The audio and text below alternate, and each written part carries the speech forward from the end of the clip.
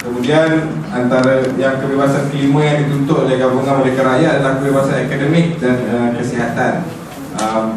Kalau kita lihat ya, Ibn Khaldun pernah mengatakan bahawa kedaulatan sesuatu negara itu datang daripada rakyat yang kukuh ekonomi dan sihat. Jadi kalau kita lihat juga, kalau kita pergi ke kuliah ataupun kita baca di internet, nama-nama kita sering dengar, nama-nama seperti Al-Ghazali, Imam Ghazali, Adam Smith, Karl Marx. Siapa yang peneroka ideologi, idea, kebiasaannya adalah pensyarah. Mereka adalah pengajar. Jadi sebab itu kita sering tuntut, kita tuntut ahli akademik untuk menulis kepada masyarakat, untuk turun mengajar kepada masyarakat. Tapi malangnya kebebasan itu tiada bagi mereka untuk mempunyai keberanian untuk turun, untuk memberi pengajaran kepada masyarakat. Malah saya ada pengalaman untuk buat press conference bersama 3 pensyarah daripada universiti yang tidak dinamakan. Tetapi 3 hari sebelum press conference ini, Profesor Azmi Syahrul ditangkap. Dan ketiga pensyarah membatalkan niat untuk press conference bersama kami waktu itu dengan bantah BPA. Jadi tanpa melengahkan masa, kita jemput saudari Siti Nurubahijah untuk menyampaikan mengenai pidatonya mengenai kebebasan akademik dan kesihatan. Terima kasih.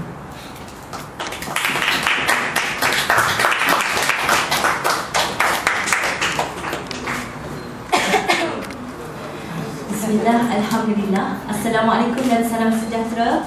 Terima kasih buat Tuan Moderator yang dihormati Dato' Abiga dan tuan-tuan, perempuan, sahabat-sahabat yang saya kasihi. Okey, di bawah tuntutan kebebasan akademik dan kesihatan, di sini secara ringkasnya saya ingin membacakan dulu deklarasi tuntutan kebebasan akademik dan kesihatan, di mana kami tuntut untuk untuk kerajaan memberikan pendidikan percuma yang saksama sehingga ke peringkat universiti dan bagi hubung kait antara tenaga kerja tempatan dan piawaian sumber manusia. Kami juga tuntut untuk kerajaan memberikan autonomi pentadbiran penuh buat semua sekolah kerajaan dan institut pengajian tinggi. Kami tuntut untuk mansuhkan Akta Universiti dan Kolej Universiti AUKU 1971, yang mana AUKU ini yang menyekat kebebasan berakademik. Universiti wajib diberikan autonomi serta ditadbir oleh mereka yang layak dan bebas daripada cengkaman mana-mana pihak, khususnya dalam politik.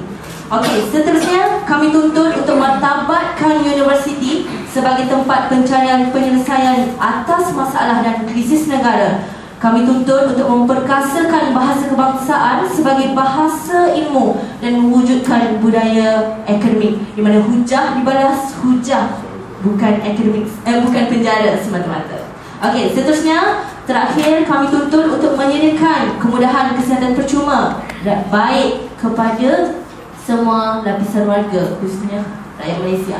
Okey, kalau kita lihat sebelum saya pergi jauh berkaitan kebebasan akademik ini, saya ingin membacakan puisi daripada Rendra, antaranya yang disebut siswa takut kepada pensyarah, pensyarah takut kepada dekan, dekan takut kepada rektor, rektor takut kepada menteri, dan menteri takut kepada presiden. Okey, kalau kita lihat dari puisi ini, dia mengembalikan kita untuk mengingatkan kembali ketika pelbagai pihak yang menimbulkan bagaimana setengah kaki tangan akademik itu sendiri yang takut untuk kehadapan, takut untuk kerana maksudnya kaki tangan akademik itu sendiri mengalami sindrom takut-takut yang menyebabkan apa yang mereka merasakan ianya benar dan maksudnya wajib untuk kita menentang, mereka hanya ada di ceruk-ceruk dinding. Dan kerana itulah mahasiswa pada hari ini, kita sebagai mahasiswa harus bangkit. Dan saya percaya di hadapan ini, walaupun ada daripada golongan yang sedikit veteran, saya percaya anda semua pernah melalui melalui zaman mahasiswa anda. Jadi Tapi yang lebih menariknya, kalau kita lihat zaman kebebasan akademik yang hari ini, maksudnya mahasiswa hari ini begitu aktif, begitu bergiat untuk menentang kezaliman, menentang tidak-tidak pemimpin zalim pada hari ini. Kalau kita lihat ya, kebebasan akademik ini sangat berkait rapat dengan kehidupan mahasiswa. Saya percaya rata-rata di sini juga mahasiswa, kan? Okey. Kalau kita tengok, mahasiswa itu sendiri yang memahami masalah yang mahasiswa hadapi. Maksudnya di sini saya sendiri memahami apa masalah yang saya hadapi. Kalau saya ingin ceritakan sedikit kalau berkaitan kebebasan akademik, kalau kita tengok UKM, saya sebagai yang dipertua UKM, PM UKM Persatuan Mahasiswa sepatutnya mempunyai kuasa untuk mengadakan apa-apa sahaja. Namun apabila kita mengadakan sebab kalau kat UKM banyak isu-isu yang membuatkan MPP itu harus terhadapan. Namun apabila kami di peringkat MPP ni menjalankan aktiviti-aktiviti tapi tiada kelulusan, dia mengatakan program anda tiada kelulusan. Namun kita telah minta kelulusan tu. Akibat dia sebab politik akibat kami dari gabungan mahasiswa, dia menyekat kelulusan itu. Contoh, kalau program yang maksudnya apa-apa yang kami lakukan yang terbaru berkaitan isu air, yang mana kami menyatakan secara sehinggalah ke peringkat media sendiri berkaitan isu air. Tuk minggu depan beberapa MPP di pihak gabungan mahasiswa mendapat surat cinta. Sebab itulah surat cinta apa dah sangat kan, notis tunjuk sebab. Dan hari ini juga kami dikabarkan oleh sahabat saya sendiri yang hanya maksudnya komplain berkaitan CCTV daripada pihak pengetua telah masang CCTV di kolej asrama wanita. Dan maksudnya dia antara mahasiswa yang berani bersuara menyekat semua tu. Dan hari ini dia mendapat surat, disuruh mengemas semua pakaian-pakaian barang-barang untuk keluar, dibuang kolej serta-merta hari ini. Namun perkara ini tidak dihebohkan di media sebab mahasiswa itu sendiri, rakan saya itu sendiri menyatakan agar dia mahu berjumpa secara baik dahulu dengan mentadbiran. Kalau saya memang dah itulah. Okey. Seterusnya kalau kita lihat universiti sendiri telah hilang rohnya sebagai, maksudnya universiti ini sebenarnya kalau kita tahu sebagai tempat, sebagai medan ilmu yang terbesar, sebagai lahirnya graduan manusia-manusia yang berfikir. Namun segala-galanya telah hilang akibat pentadbiran detektor-detektor ni lah, akibat pemimpin yang gila kuasa yang menjadikan universiti ini satu pusat birokrasi kerajaan semata-mata. Okey, seterusnya kalau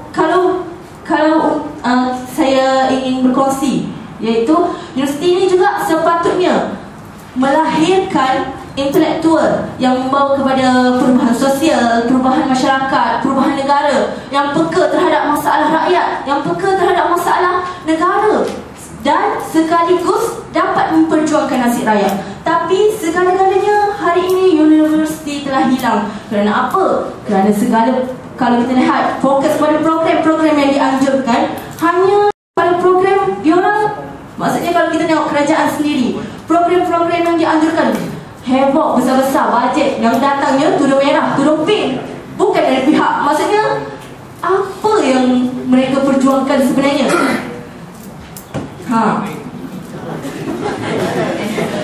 Okey, kalau memetik kata Syed Nabil Al-Atas yang saya ingin berkongsi dengan kalian, yang menegur sikap universiti hari ini. Sikap universiti hari ini hanya sekadar menjadikan universiti itu sebagai kilang untuk melahirkan, untuk memproses graduan-graduan tanpa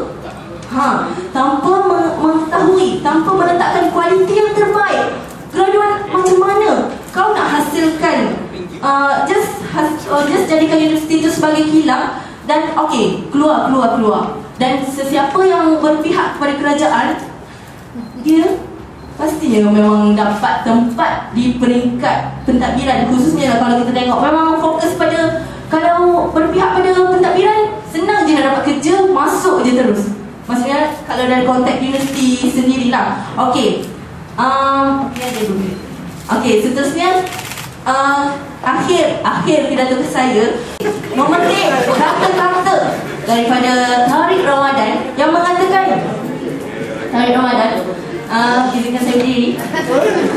Okay. Sistem pendidikan yang terbaik bukanlah sistem yang hanya menghasilkan graduan semata-mata, tetapi sistem pendidikan yang terbaik adalah sistem pendidikan yang dapat menghasilkan individu-individu yang berjiwa tinggi, yang berjiwa besar, yang berani memperjuangkan hak-hak di depan diktator dan pemimpin-pemimpin yang zalim. Okey, saya Bahijah Zaki, mahasiswa UKM, bukan pengampu kerajaan.